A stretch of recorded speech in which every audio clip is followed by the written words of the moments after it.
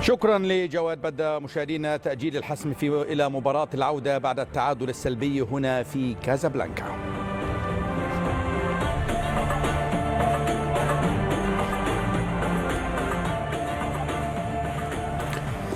مرحبا بكم من جديد مشاهدينا الأعزاء، وهكذا ينتهي الشوط الأول ذهاب الدور نصف النهائي بالتعادل السلبي بين الوداد ومولدي سان داونز في طبعا كازابلانكا في ملعب مركب محمد الخامس. هناك شوط الثاني في بريتوريا الاسبوع القادم ان شاء الله، سيكون التوفيق حليف فريق الوداد في هذه المباراه، مباراه العوده.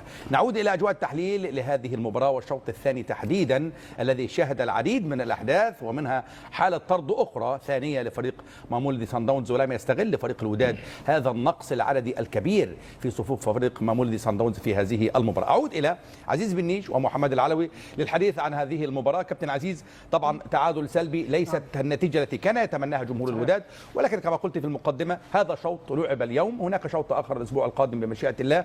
لكن السؤال المهم قبل الخوض في التفاصيل الفنيه، لماذا لم يستغل الوداد حالات الطرد في صفوف فريق مولودي سان داونز؟ اكيد هناك عده عوامل وليس العامل البدني، لان الوداد اكمل المباراه بطريقه جيده. العامل الفني، يعني كيف تخترق، كيف تقوم بتفوق العددي، هذا ما كان ينقص الوداد في هذه المباراة. خروج بعض اللاعبين عن الفورمة، احنا نحب كل اللاعبين، ولكن في بعض الأوقات احنا صريحين مع بعض اللاعبين مستواهم نزل للغاية هذا الموسم، لازم يريحوا ويلعبوا لاعبين آخرين أكثر جاهزية. لما دخل حيمود، لما دخلوا أحداد، كان هناك بعض التحركات. رغم ذلك بعض اللاعبين اللي كانوا على الدكة اللي دخلوا كمترجي وكمؤيد ننتظر منهم الأكثر. جالس على الدكة احتياط، لازم عندما تدخل تعطي الإضافة، تكون أكثر حماس، أكثر جرأة.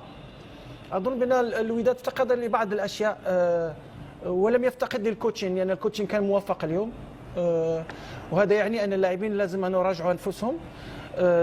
احنا نحبهم وكل جماهير معاهم، ولكن لازم تراجعوا أنفسكم، لأن اليوم ما كان ينقص هو الحماس، الاندفاع والحماس، خصوصا عندما سيناريو المباراة كان غير منتظر، أنك تلعب بتفوق عددي لطيلة دقائق كثيرة جدا وما خلقناش منها فرص كثيرة. فرصة واحدة كانت لزهير مترجي لم يستثمرها بالتسجيل، لذلك فأقول بأن من يدخل كبديل لازم يعطي الإضافة، لازم يكون مركز على المباراة، لازم عندما يكون في الدكة الاحتياط لازم يروح يشوف المباراة ويركز مع المباراة ويدخل يساعد الزملاء. لذلك فاليوم كان مشكل فني لاختراق ولاستثمار التفوق العددي، لم نستثمر التفوق العددي فنيا بعملية الأوفرلاب، اللعب على الأطراف، لم نستغل الركنيات، لم نستغل الكرة الثابتة. عطية الله أيضا غائب عن الفورمة، هناك بعض اللاعبين حسوني أيضا، في بعض اللاعبين الغائبين عن الفورمة، لازم يريحوا ويلعبوا مع لاعبين آخرين ريثما يعودوا للفورمة. أظن بأن اليوم الوداد افتقد إلى عنصر أو عنصرين كان ممكن لو كانوا في الفورمة كان الوداد ممكن يحقق انتصار. طيب، هذه مقدمة عن فريق الوداد، والنقطة المهمة لماذا لم يستغل النقص العددي. كابتن عزيز وضح الأمور بالتفصيل. أنت لك توضيح آخر محمد العلوي، وهي عدم الضغط، أو بمعنى أصح هو الزيادة العددية المبالغ فيها من مدافع فريق الوداد، مع أن هناك فريق صن داونز يضغط بلاعب واحد فقط. أليس ذلك؟ بالضبط. إضافة فقط لنذكر عزيز بالضبط أنه ليست هناك مشاكل بدنية، ما يحدث أن مشاكل تكتيكية فنية بدرجة أولى هي التي جعلت مباراة والمتابع المباراة يعتقد بأن مباراة متكافئة العدد، رغم أنه صن داونز لعبوا 55 دقيقة تقريبا بأقل لاعب، لأن ثمة مشاكل تكتيكية حقيقية في الحق بالوداد، ولا يمكن تحميل المدرب للأمانة، لسنا هنا بصدد تحميل المدرب لأنه في الأسبوع الثاني. بالتالي تصور هذه المشكلة التي ظهرت حقيقة مشكلة عويصة جدا بعد الطرد. طبعا تحدث بعد الطرد، وخمس لاعبين ضد لاعب واحد من صن داونز، 5 لاعبين، يعني تخسر 5 لاعبين في وسط ميدان الآخر، 5 ضد 1 في وسط ميدان الآخر لديك 5 ضد 9.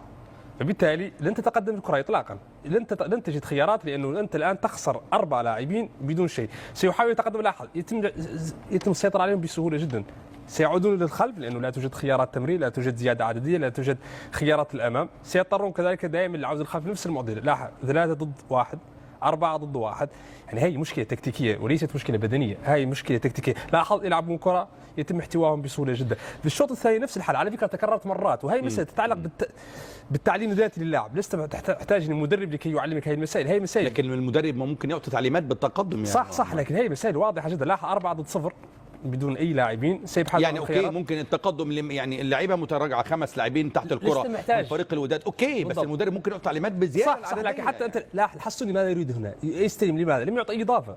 يعني استلامه كان خطا، كان يجب ان يبحث ان يكون استلامه بين الخطوط الى الامام. لاحظ سيعودون كذلك الخلف لانه لا توجد خيارات 4 ضد 1 يخسر، سيعودون كذلك نفس المشكله وسيضطرون للعوده للخلف الحارس لانه لا توجد خيارات. بالحقيقه هي مشكله تكتيكيه كانت جزء من مشاكل الوداد هذا اليوم. طيب هذه نقاط طبعا مشاهدينا حول المباراه وحول طبعا عدم استغلال النقص العددي في فريق مامولدي صن داونز بسبب التراجع المبالغ فيه احيانا وفي كثير من الاوقات من لاعبي فريق الوداد.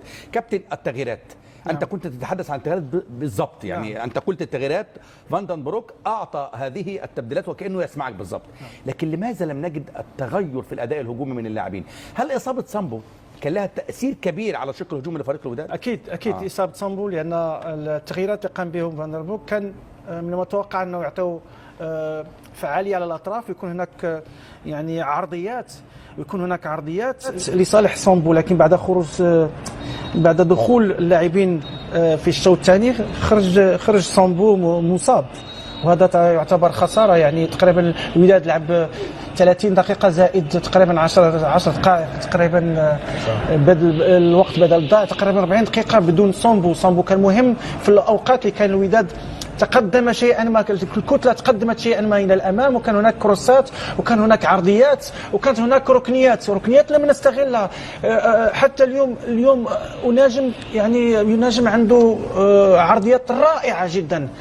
طيب نعود لسامبو لنقطه مهمه. نعم. وهي تحركات سامبو اثناء المباراه فقط 10 لمسات فقط. نعم. منهم لمسه واحده داخل الصندوق. نعم. لماذا كان دائما النزول داخل غير معزول وكان بينزل كتير نص الملعب اي امامنا طبعا.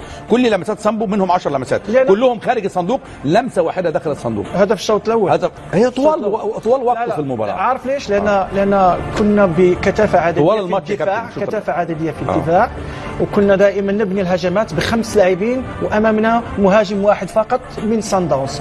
وعندما ترى دائما ان عندك تفوق عددي في خط، هذا يعني عندك نقص عددي في خط اخر على حساب.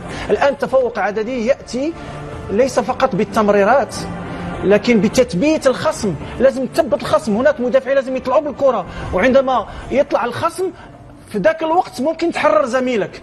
لم نستطيع أن نجد الحل لهذا التفوق العددي. لكن أنا أظن بأن ما كان يفتقد الوداد في الشوط الثاني خصوصا في النص ساعة الأخيرة هو الحماس الكثير، لأن في بعض الأوقات الإرادة والحماس، اللاعبين اللي يدخلوا، اللاعبين اللي موجودين، بعض اللاعبين كانوا خارج الفورمه، كل هذه الاشياء طيب. جعلت من الوداد لم يخلق فرص كثيره ولم يسيطر بما فيه الكفايه لكي يخلق متاعب لماموليدي صن داونز. هل هناك بديل لسامبو؟ سامبو عندما غاب في مباراه سيمبا في الذهاب خسر فريق الوداد من ضمن الخسائر الكبيره، كانت خساره 1-0.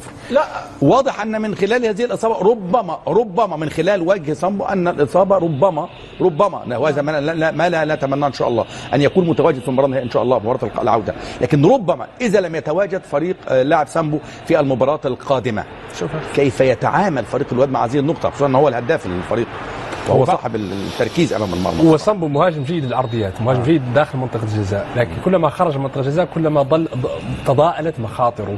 انا اتصور بانه الخطا الذي حدث انه الوداد استمر بانتباع نفس النهج رغم انه سامبو لم يكن موجود. الكثير من العرضيات تقريبا فاز بعرضيه واحده اللي كره حداد اللي تقريبا كانت اخطر كره في الشوط الثاني، لكن كل العرضيات كانت دائما عرضيات مرتفعه على الاقل بدون سامبو. العرضيات تحتاج زياده عرضيه في منطقه الجزاء، لكن تحتاج لاعب خصائص كذلك وتحركات من اللاعبين. حتى بدون سامبو يمكن نلعب عرضيات على الارض ليس بالضروره في الهواء، فبالتالي تقريبا 7 إلى 8 عرضيات فاز بها كلها ميدي صن داونز بدون اي مشاكل، وهي مثال مثلا. حداد كان كويس لما دخل حداد، خلق صراحه صح. اول مره اشوفه يتحرك بهذه الطريقه. لو كان كل اللاعبين اللي يدخلوا بنفس الطريقه بنفس الروح بنفس القتاليه ما كان ينقص الوداد في بعض الاوقات. شوف هذه الكره كان ممكن حداد يسجل منها هدف. لاعب لازم ممكن التسرع كابتن ايضا يعني. لا شوف الضغط ايضا اللاعبين عليهم ضغط كبير. ضغط من الجماهير يعني. لا مش ضغط النتيجه، ضغط المباراه لازم يتسجل هدف، والخوف ايضا من عدم استقبال اهداف. ولكن السيناريو ساعدنا اليوم، سيناريو ان لاعبين بزياده عدديه تقريبا 55-60 دقيقه لاعبين بزياده عدديه، كان ممكن نستثمرها باكثر فعاليه فنيه وتكتيكيه. هذا هو اللي كان ممكن انه نقوم به بالمباراه. لكن في ظل تراجع مستوى بعض اللاعبين، فالوداد كان منقوص اليوم داخليا داخل المجموعه، كان منقوص وليس كوتشيا، ليس من ناحيه الكوتشنج.